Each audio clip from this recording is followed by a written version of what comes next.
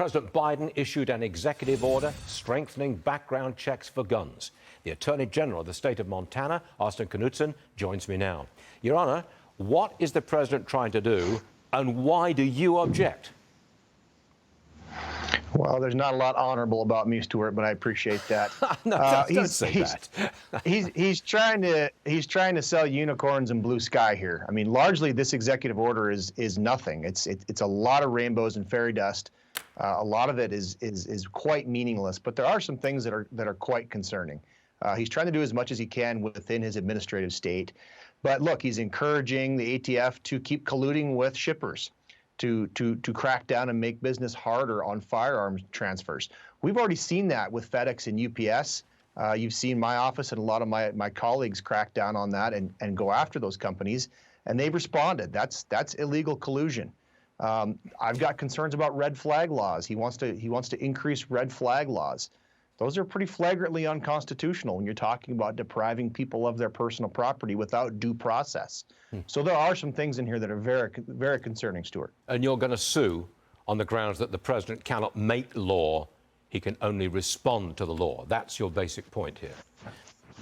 That's exactly right. If there's anybody who should know how law is made, it's a guy who's been in the U.S. Senate for decades. He knows he doesn't have the support in Congress, and he knows he doesn't even have the support from a lot of his own party members in the U.S. Senate, which is why this is largely a toothless executive order. But and look, there are some things in it that are just flagrantly silly. Got it. And their ignorance is really showing on this one. Okay. You know, wanting to go after this myth of undetectable firearms.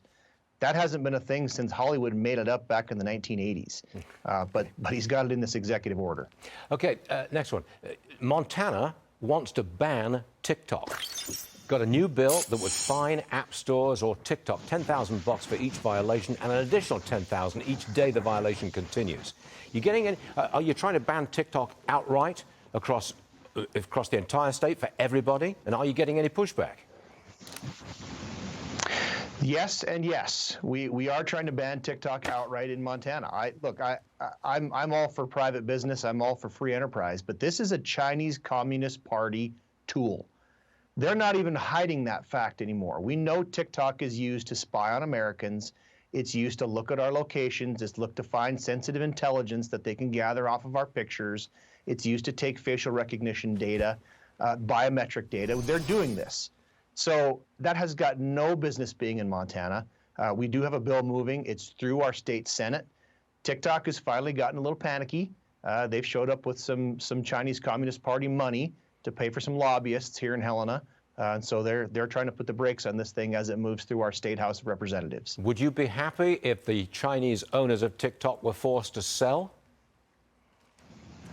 That would certainly make me feel a lot better. If this were a wholly owned American company, at that point, I think we'd probably stand down.